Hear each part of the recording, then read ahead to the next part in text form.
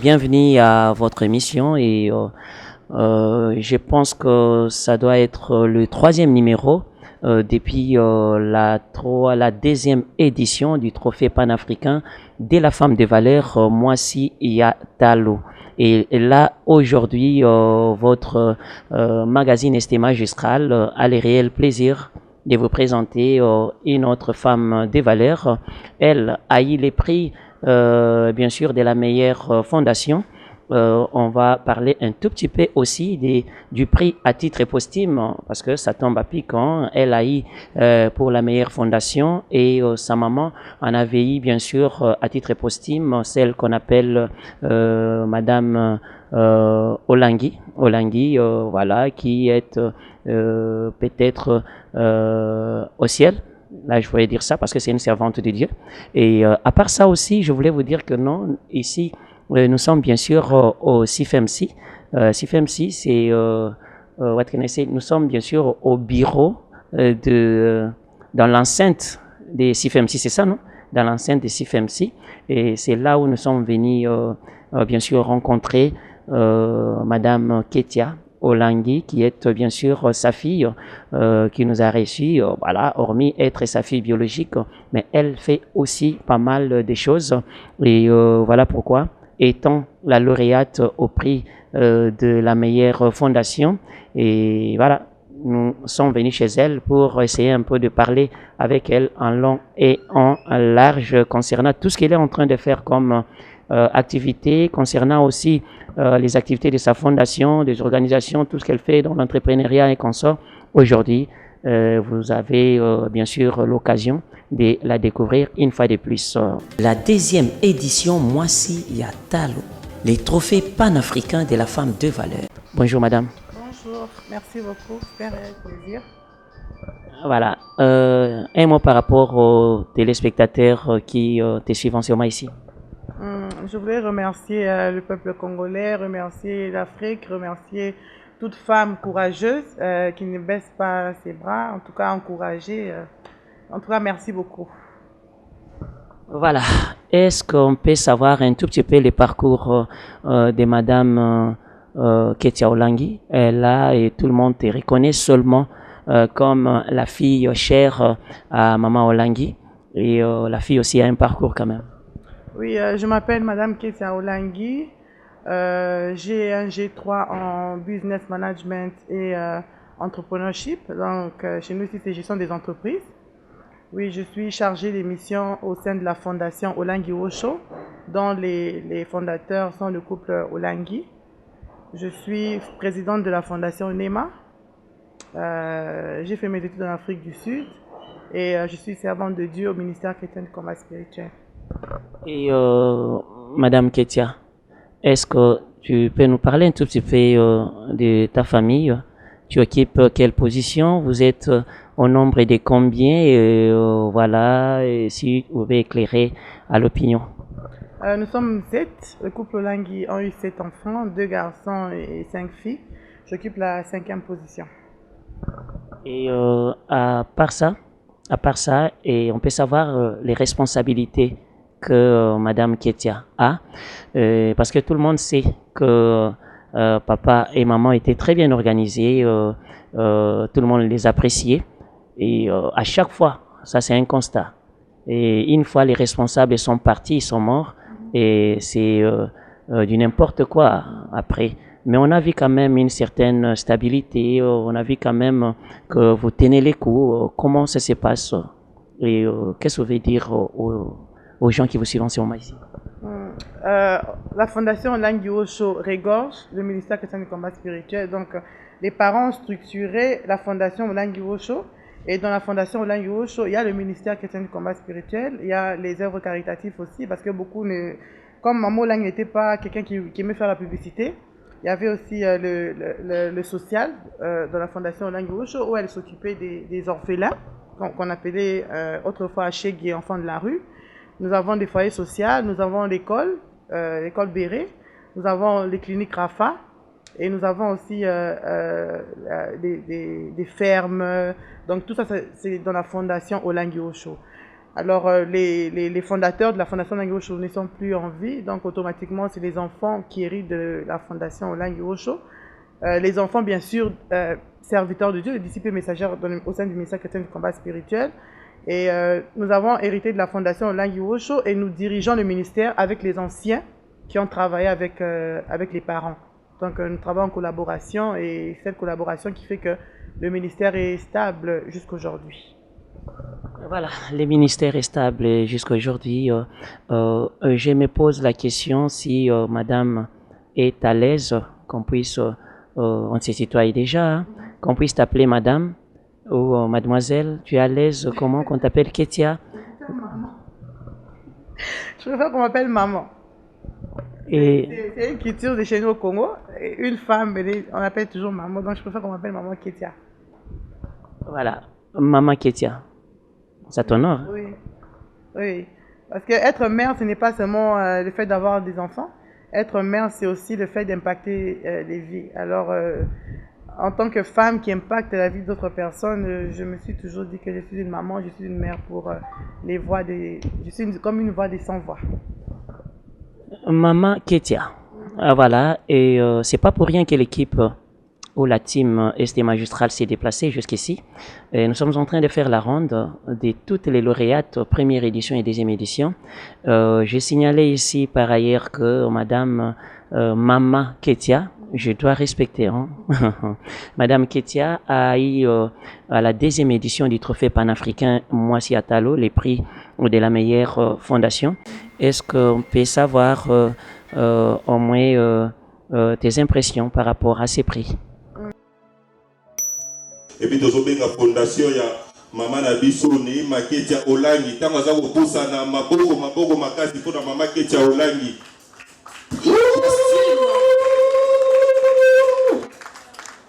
Bande ko trouver bosa na bolo Madame Ketia Olangi. Opesa mama Ketia Olangi maboko. Le trophée panafricain de la femme de valeur. En général.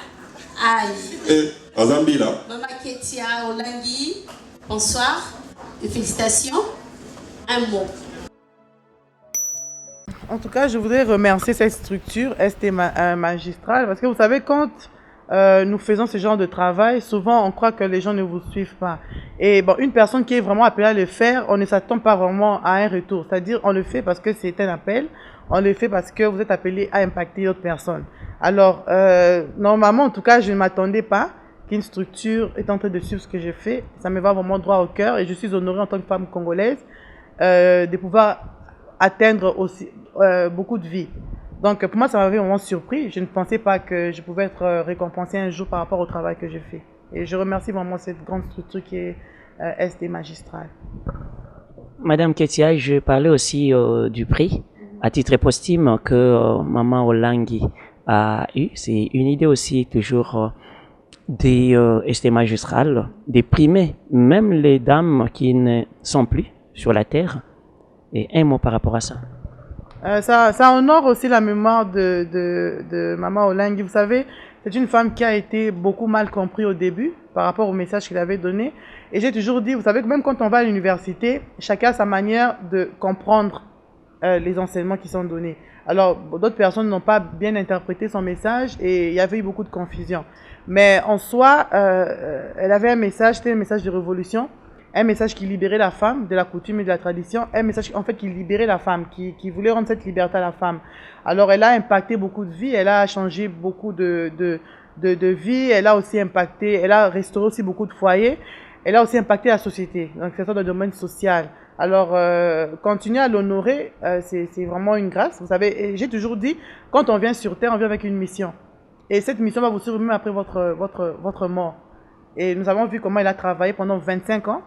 Elle a implanté son ministère dans le monde entier. Le ministère catholique du combat spirituel, nous avons plus de 185 sièges dans le monde entier, dans tous les continents. Le ministère se retrouve en Océanie, en Asie, le ministère, il y en a partout. Alors, si c'est une femme qui le fait, c'est vraiment à féliciter. Alors, pour moi, c'était vraiment une joie que les œuvres de Maman Olangi continuent à la suivre malgré son départ. Et à part être ta maman, tu gardes encore quelle qualité en elle? En tout cas, moi, Maman Olangi, je la prends plus comme une mère spirituelle. Vous savez, j'ai toujours dit dans les choses de Dieu, il n'y a pas les charnels. Parce que, vous savez, il y a aussi cette polémique où beaucoup de personnes disent que c'est devenu comme une mode, hein, que les parents laissent la place aux enfants dans le domaine spirituel, et d'autres disent que dans le domaine spirituel, il n'y a pas d'héritage. Alors moi, j'aime plus la prendre comme une mère spirituelle, parce qu'elle m'a formée spirituellement, elle m'a appris à être une femme de prière. Vous savez, être serviteur de Dieu, ce n'est pas qu'on est arrivé. Être serviteur de Dieu, ça ne veut pas dire qu'on est saint plus que les autres. Être serviteur de Dieu, c'est un appel, mais un appel qui doit être accompagné par un effort personnel de chercher aussi la face de Dieu, de chercher la délivrance. Alors cet aspect-là, de chercher la délivrance, de chercher la face de Dieu, c'est quelque chose que j'ai appris de Maman Olangi. Elle a toujours été dans cette position de chercher Dieu jusqu'au niveau où elle était arrivée là. Elle continue à prier, elle continue à faire la repentance, elle continue à entrer dans les jeûnes et prières, malgré toutes les positions qu'elle occupait. Alors c'est ça que j'ai capté d'elle, une femme de caractère, une femme de discipline, une femme qui savait ce qu'elle voulait et rien ne pouvait l'empêcher. Alors pour moi, j'ai reçu ça d'elle et c'est plus important que les choses matérielles. Donc le spirituel que j'ai reçu d'elle, c'est ce qui est plus important. Maman Ketia, nous parlons maintenant de la fondation. La fondation Ketia Olangi s'occupe, Nema plutôt, hein? Mais c'est pour la première fois aussi la fondation n'a pas eu ton nom. Oui. C'est pourquoi comme ça? Parce que toutes les fondations ont toujours les noms de... Voilà. Oui, c'est justement pour montrer aux gens que je ne le fais pas parce que je cherche à avoir une popularité. Nema, c'est la grâce, c'est un mot swahili, ça m'a été inspiré par Dieu parce que tout ce que je suis, c'est la grâce de Dieu. Et avoir aussi ce don-là d'aider les gens, c'est aussi la grâce. Parce que vous savez qu'il y a des gens qui ont des millions, qui ont de l'argent, mais qui n'ont pas ce don-là d'aider les gens. Et vous allez remarquer qu'il y a des gens souvent qui n'ont même pas des millions, mais ce sont ces gens de personnes qui aident. Alors je me dis, le fait d'avoir ce cœur de pouvoir aider, c'est une grâce. Et faire sortir quelqu'un de la vie là où il était et transformer sa vie, c'est aussi une grâce. Et Dieu m'a inspiré de l'appeler Nema, en swahili qui veut dire la grâce de Dieu. Je ne préfère pas mettre mon nom, parce que je ne cherche pas la popularité, je ne cherche pas à faire des succès de ce monde. Donc pour moi, c'est plus faire le travail de Dieu. Et si le succès te suit? Parce que c'est facile aussi avoir un aspect que tu as, te lancer dans les affaires, t'exposer aussi même à l'église. Et on t'a dit que tu es laide. Quand vous êtes caché, quand vous faites des choses en cachette, vous n'avez pas de problème avec les gens. Mais depuis que les gens savent, depuis que je suis maintenant exposée, c'est là où il y a tous les combats. Mais bon, on continue, c'est le travail de Dieu. Donc c'est vrai que le succès a toujours deux angles. Le succès a le côté positif et le succès a le côté négatif. Alors le côté négatif, c'est peut-être l'incompréhension, c'est aussi perdre sa vie privée. Parce qu'il y a des fois où tu as envie de vivre comme tout le monde, mais tu ne peux plus vivre comme tout le monde parce que tout le monde te connaît. Alors ça, c'est le côté négatif. Mais le côté positif, c'est plus de changer la vie des gens, d'impacter la vie des gens. Je pense que pour moi, je veux garder le côté positif du succès. Oui, le côté positif, bien sûr, mais c'est pas facile hein, pour toi. Ce n'est pas facile. Parce que déjà même, quand maman a commencé le ministère, vous savez, on l'appelait de tous les noms, on l'appelait Jézabel, on l'appelait sorcière, on l'appelait Akabolaraba famille. Alors nous, je me rappelle, j'étais encore jeune, j'étais à l'école, quand on appelait Olangi. Donc c'était tout le monde qui te regardait, c'est la fille de maman Olangi, Akabolaraba famille. Donc ça avait déjà créé comme un complexe, ça nous rendait tristes. Mais bon, au fur et à mesure, on s'est habitué à ce mode de vie et c'est comme ça. Donc on est habitué à ça et je pense que ce qui est plus important, c'est de rester dans la positivité et puis de continuer le travail que Dieu nous a donné. Bon, je ne sais pas si c'est une parole biblique. Hein? On dit que si vous n'avez jamais été tenté par les diables, donc vous faites tout ensemble. Combien de fois Maman Ketia a déjà été tentée? Mais les tentations, il y a beaucoup de formes de tentations. Il y a des tentations où les gens t'incitent à la colère. Il y a des tentations où... en tout cas, il y a beaucoup de... Et comment tu fais pour les surmonter?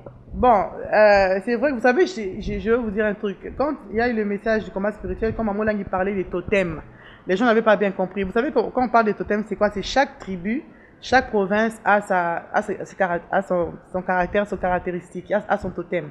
Et chez nous, au Sankourou, les Batétés, là, nous avons un grand problème qui est le problème de la colère. Ça, c'est vraiment un grand défaut chez les Batete. Lumumba très brutal, Olenganko il est même, Molière, Nembalemba de même, donc tout le monde, il y en a beaucoup là. Oui, ça c'est vraiment c'est un défaut. Et je peux dire que ça n'est pas aucun tété là. C'est un défaut qui n'est pas aucun tété là, mais en tant que servant de Dieu, c'est ma prière de tous les jours que le Seigneur m'aide à surmonter la colère, parce que c'est un lien, c'est un totem chez les Batete là, donc c'est le diable. Ça ne veut pas dire qu'on est serviteur de Dieu, on est arrivé à 100%. Si vous arrivez à 100%, ça veut dire que vous êtes égal à Dieu. Dieu va toujours vous laisser une faiblesse qui va vous pousser à le chercher. Et je sais que ma faiblesse, c'est la colère. Et nous continuons à chercher la délivrance. Et je sais qu'un jour, Dieu va me délivrer de cet esprit. On ne peut pas empêcher quelqu'un d'admirer une personne.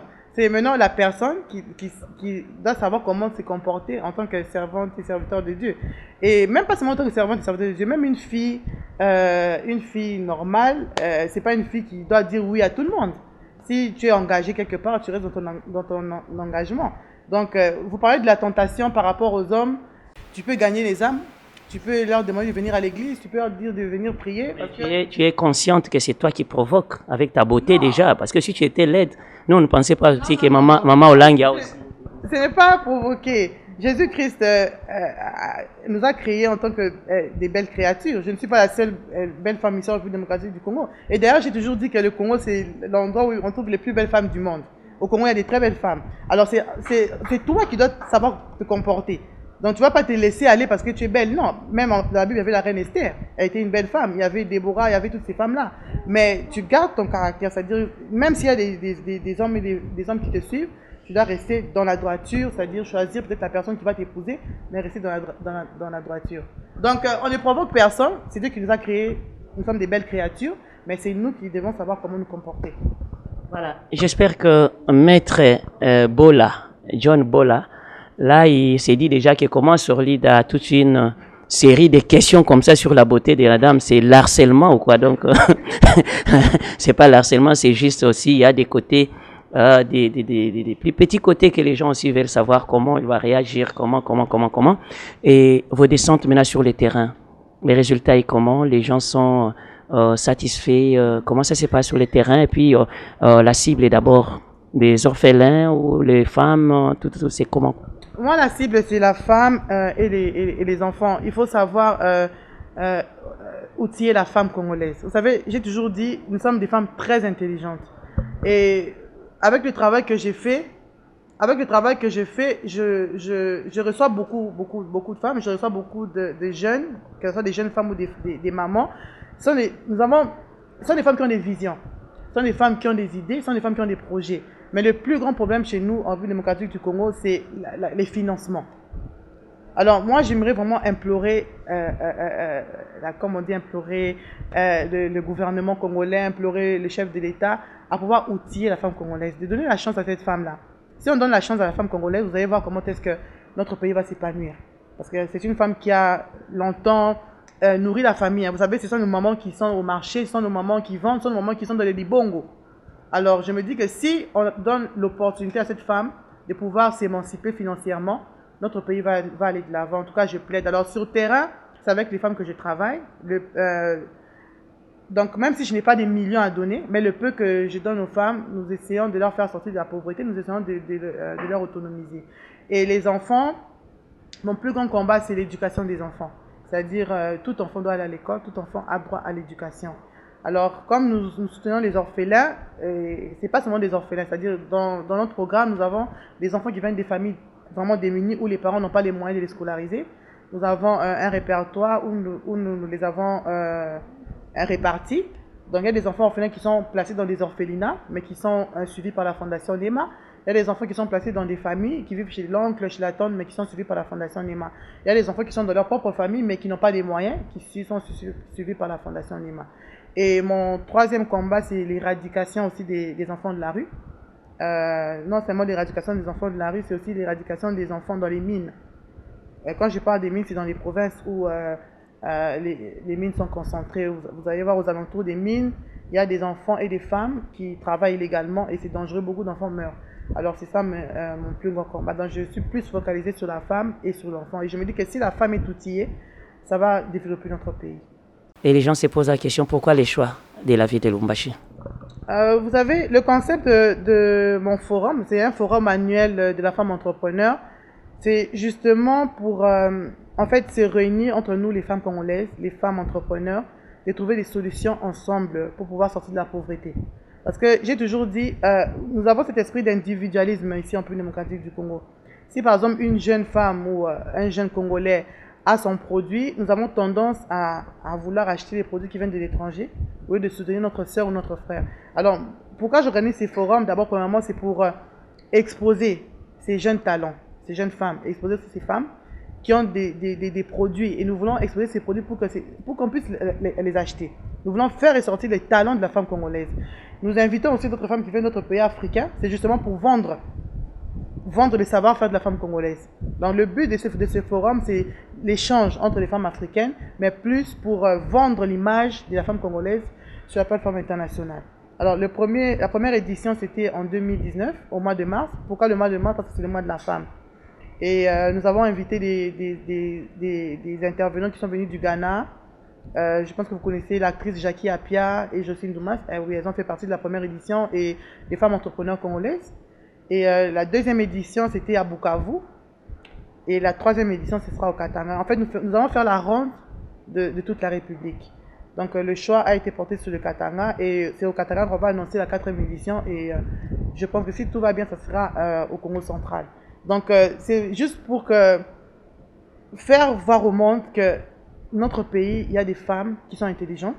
Il y a des femmes qui ont des talents. Et le seul problème, c'est les financements. Nous avons besoin de vendre ces savoir-faire pour que nous puissions avoir des bailleurs de fonds. Et au travers de ces forums, il y a des bailleurs de fonds qui viennent de l'étranger. Et quand ils voient ces savoir-faire, il y a des échanges de cartes, des échanges de contacts. Ça peut donner l'opportunité à nos jeunes femmes et à nos mamans de pouvoir s'en sortir financièrement. Et le concept de ce forum, c'est des femmes, des idées, des projets. Pourquoi? Parce que si nous sommes réunis, il y a plusieurs femmes. Et s'il y a plusieurs femmes, il y aura plusieurs idées. Et s'il y a plusieurs idées, il y aura des grands projets réalisés. Donc c'est ça le concept de ce forum. Donc la troisième édition, ça sera à Lubumbashi, au Grand Caravia, Pullman, au chapiteau du 12 au 13 mars. Maman Ketia, tu regrettes ne pas avoir fait quoi jusque-là? Mon plus grand regret, c'est j'ai un projet de construire un grand centre de leadership pour les enfants qu'on va prendre dans la rue. Parce que ces enfants n'ont pas demandé de venir au monde, mais ils se retrouvent sans parents. D'autres ont des parents, mais qui ont été chassés dans des familles. Alors, mon plus grand souci, c'est vraiment d'impacter plus de vies. Je parlais de ça hier même avec un ami. Je disais, Dieu m'a fait grâce, je ne manque pas à manger, je ne manque pas quoi m'habiller. Si j'ai envie de voyager, je voyage. Mes enfants vont dans des bonnes écoles. Ça, c'est moi. Mais ce que je désire, c'est d'impacter plus de vies. Parce que le jour où je vais quitter cette terre, j'aimerais qu'on parle de moi, non pas parce que j'ai ma propre richesse, mais je veux qu'on parle de moi, d'une maman qui a impacté plusieurs vies. Et le quota, là, n'est pas encore arrivé. Donc, quand je parle de quota, j'ai envie d'impacter des milliers de vies.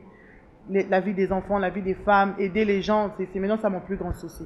Des fois, c'est que Maman Olangi a fait. Oui, plus. Maman Olangi a fait 100, moi je ferai 400. Voilà. Et vous avez parlé ici...